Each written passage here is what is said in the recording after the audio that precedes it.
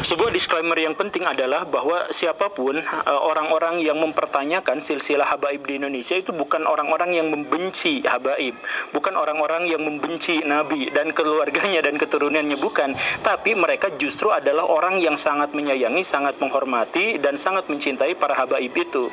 Kenapa seperti itu? Ya sama seperti kebanyakan atau seluruh kaum muslimin. Kaum muslimin di seluruh dunia itu sangat-sangat mencintai hadis Nabi, dan karena itu maka mereka harus melakukan verifikasi yang sejelas-jelasnya terhadap hadis Nabi itu, karena mereka tidak mau menyampaikan sesuatu yang diklaim sebagai sabda Nabi ternyata bukan, kan seperti itu. Karena itu rantai sanad itu menjadi benar-benar penting, menjadi benar-benar mutlak. Bahkan para kritikus hadis itu menyepakati satu aturan bahwa kalau ada berita benar tetapi sanadnya meragukan, maka lebih baik ditinggalkan saja, karena tahu dari mana kita sanad itu benar atau tahu dari mana berita ini benar atau salah itu dari sanadnya. Seperti itu. Bukan sanad keilmuan ulama bersanad, bukan, tapi sanad rantai perawinya gitu, yang hadis yang semacam itu. Nah, karena itu maka orang-orang yang mempertanyakan silsilah habaib itu bukan berarti membenci, tapi mereka benar-benar ingin mensucikan, agar ketika mereka misalkan harus sun tangan Solomon gitu ya, sun kaki gitu, kemudian berjalan di depannya sambil dengan lutut saja dan sebagainya, itu mereka hadapkan hanya kepada keturunan Nabi. Jangan sampai mereka sudah sun tangan apa segala rupa, ternyata yang mereka sun tangannya itu adalah keturunan Genghis Khan gitu, atau keturunan Qin Shi Huangdi gitu, atau keturunan Julio Caesar, kan nggak seperti itu. Nah, karena itu maka silsilah itu harus dibuat sebersih-bersihnya. Begitulah kurang lebihnya. Nah, bagaimana silsilah itu bisa kita ketahui benar salahnya? Ya tentu saja sudah dituliskan dalam Rabithah Alawiyah yang para habaib itu datang ke Nusantara sekitar tahun 1880-an sampai 1940-an, dan mereka semua sudah memiliki yang tadi itu silsilah keluarga sampai ujung-ujungnya adalah Nabi Muhammad begitu. Dan kemudian oleh Rabithah Alawiyah itu tahun 1900 awalan itu kemudian disusun ulang semuanya, disatu-satukan gitu, dan sampai sekarang mereka juga masih melakukan penelusuran dan penyusuran itu. Sampai sekarang ada yang terbukti habaib yang palsu, ada terbukti yang habaib yang salah begitu. Ya kurang lebih seperti itulah ya. Nah, tetapi di antara sekian banyak orang itu pada akhirnya ada yang mencoba untuk meneliti Rabithah Alawiyah itu. Jangan-jangan di situ tuh ada yang salah. Misalkan kita simak silsilah-silsilah dari Habib yang sangat terkenal di Indonesia. Misalkan Habib Bahar bin Smith itu adalah keturunan Nabi ke-37, walaupun beliau juga sempat mengaku bahwa keturunan ke-29. Tapi ternyata dalam Rabithah Alawiyah itu diakui sebagai Habib ke-37. Kemudian ya, Habib Ja'far itu keturunan ke-38, Habib Rizik Syihab itu keturunan ke-39, kemudian Habib Lutfi itu keturunan ke-38 dan lain sebagainya. Ya kebanyakan ada dalam rentang 36, 37, 38, 39 gitu ya.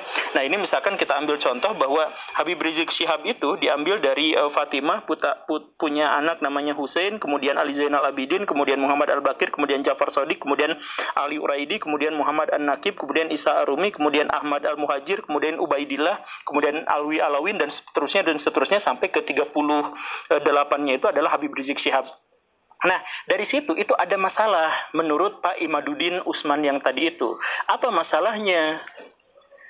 Sejak silsilah ke-10, yaitu Ubaidillah sampai ke bawah-bawahnya, itu tidak pernah tercatat dalam silsilah, dalam kitab-kitab silsilah di zaman dulu. Gak pernah ada.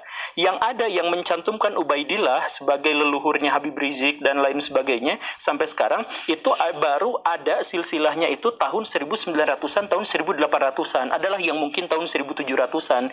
Ke belakangnya itu tidak pernah ada nama yang namanya Ubaidillah itu.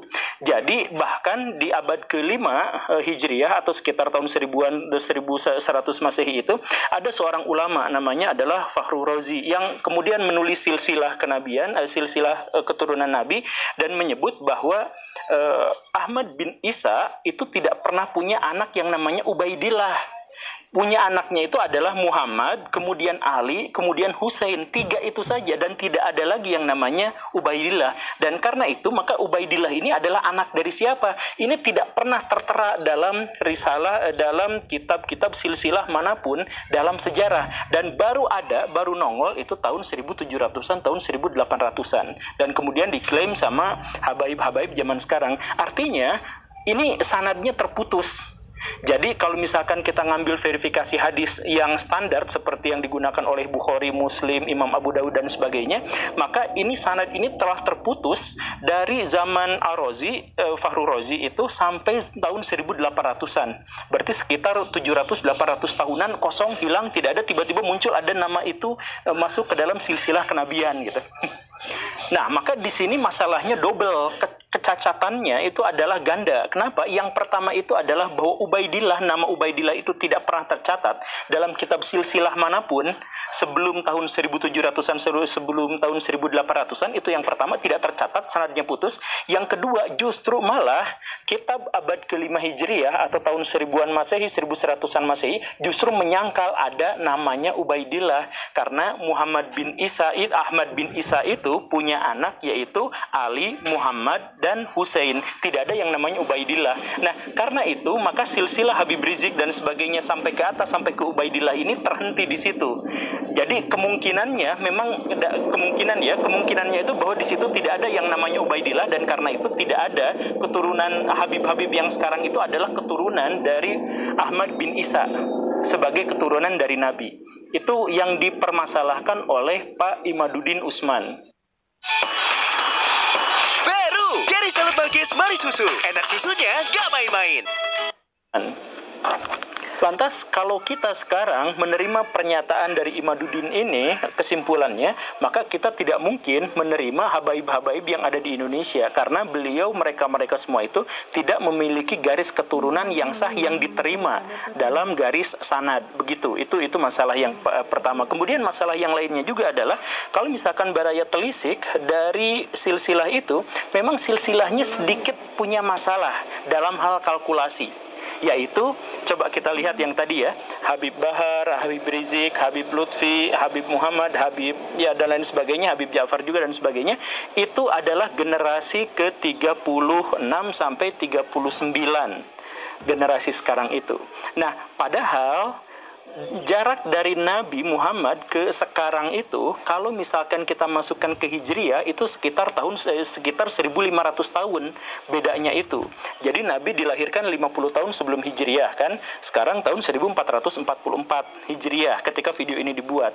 Maka berarti dari Nabi lahir sampai sekarang itu berarti sekitar 1495 tahun. Ya kita bulatkan beda 5 tahun, ya kita bulatkan jadi 500 tahun Hijriah, 1500 tahun Hijriah. Sedangkan kalau dikonversi ke Masehi maka menjadi 1453-an Masehi kan begitu. Nah, 1500 tahun itu di seluruh dunia generasi yang berpindah, generasi yang berubah, generasi yang ada itu adalah sekitar 50 sampai 75 generasi.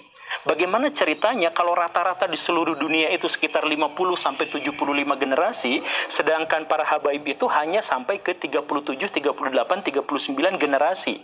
Kalau seperti ini, maka ya tetap masuk akal sih, tapi susah untuk menerimanya karena artinya rata-rata habaib itu baru punya keturunan di usia 41 tahun. Kan ini ya masa kalau misalkan ada orang yang punya anak di usia 41 tahun, itu sesuatu yang wajar. Tapi kalau dirata-ratakan sepanjang 1500 tahun, rata-rata orang punya anak sekitar 41 tahun, itu sebenarnya agak kurang sreg gitu. Secara probabilitasnya itu nggak nyambung gitu, nggak sah gitu, nggak cocok gitu. Gitu kan? Apalagi ditambah dengan kesulitan yang lain, bahwa di zaman dulu sebelum tahun 1800-an, itu kebanyakan orang menikah di usia yang sangat belia, antara 11 tahun, 12 tahun, 13 tahun, 14 tahun. Begitu. Itu umumnya segitu. Nah, kalau misalkan pernikahan itu terjadi di umur 11, 12, 13, 14, dalam kurun waktu 1500 tahun, rata-ratanya mereka menikah punya anak di usia 40 tahun atau punya generasi berikutnya di usia 40 tahun, maka saya pikir ini adalah sesuatu yang agak melenceng gitu, nggak sesuai kalkulasi begitu. Nah, jadi ayo kita lihat misalkan apa masalahnya itu.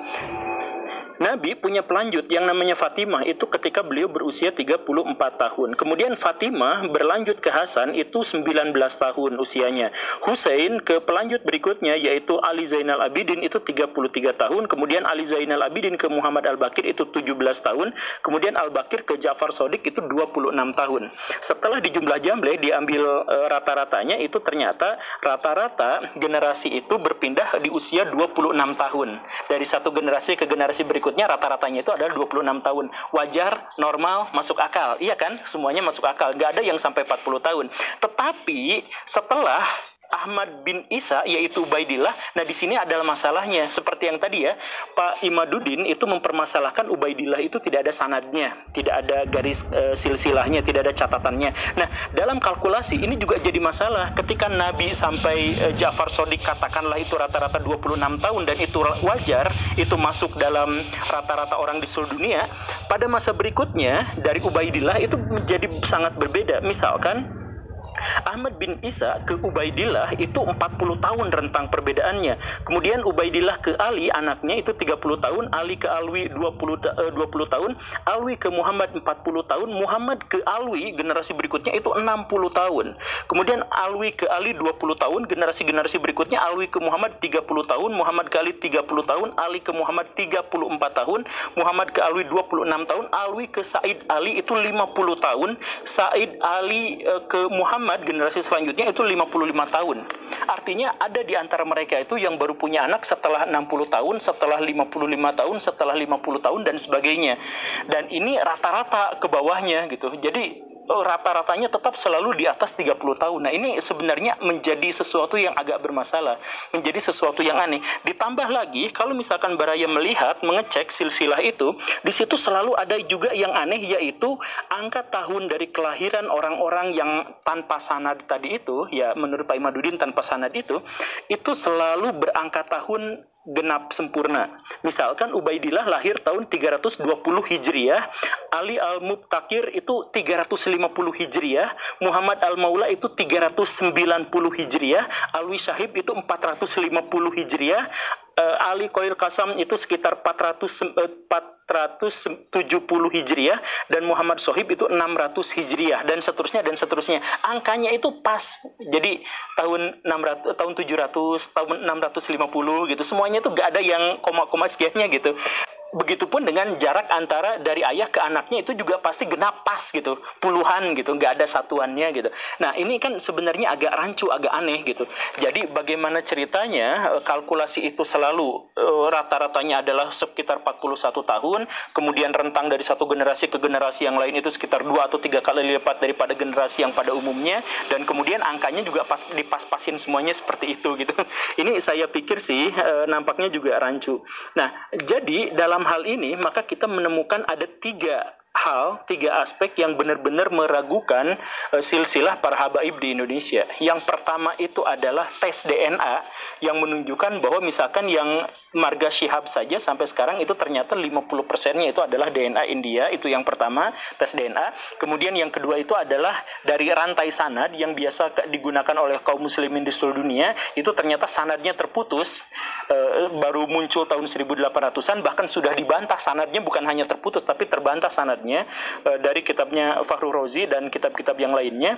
Kemudian yang ketiga, secara kalkulasi hitung-hitungan generasi, ternyata generasi para habaib itu jauh lebih tua dan jauh lebih panjang daripada generasi-generasi manusia di seluruh dunia. Nah, rata-rata manusia di seluruh dunia. Ini kan aneh. Nah, tapi ya apapun itu, karena pesawatnya juga sudah lewat, mari kita diskusikan. Ini bukan final pernyataan saya ya. Ini bukan final, ini mari kita sama-sama menelusur, mari kita sama-sama menelaah. Karena bagaimanapun kan kita harus menghormati para keturunan Nabi, dan karena itu maka kita harus menghormati orang yang benar gitu. Jangan-jangan kita malah menghormati orang yang salah gitu. Jadi silahkan cek DNA-nya, silahkan cek apa dan sebagainya. Saya sih pernah baca bantahan gitu ya, bantahan terhadap Syekh Imaduddin gitu yang menyatakan bahwa DNA itu apa. Tapi kan sebenarnya bantahan yang saya baca gitu itu juga terlalu tendensius gitu. Misalkan tes DNA itu kan dari Yahudi, itu kan nggak pantas gitu dan lain sebagainya. Dan itu adalah orang-orang bodoh, orang-orang awam yang tidak tahu soal tes DNA dan sebagainya gitu ya. Dan kemudian orang yang menulis itu bantahannya mengatakan bahwa itu lihat tuh menurut tes DNA itu ternyata teori evolusi itu sekarang terbantah oleh bukti sains yang di zaman sekarang dan sebagainya gitu ya. Itu saya pikir sih tidak layak. Saya aslinya mau mencari bantahan-bantahan dari Pak Imaduddin ini, tapi malah mendapatkannya ya pernyataan-pernyataan yang seperti itu. Jadi diskusi tetap dibuka, mari kita sama-sama membahas apakah atau berserta buktinya tentu saja ya, apakah silsilah dari habaib-habaib yang ada di Indonesia itu sah dan meyakinkan atau tidak. Terima kasih karena sudah menyimak. Saya Guru Gembul. Assalamualaikum warahmatullahi wabarakatuh.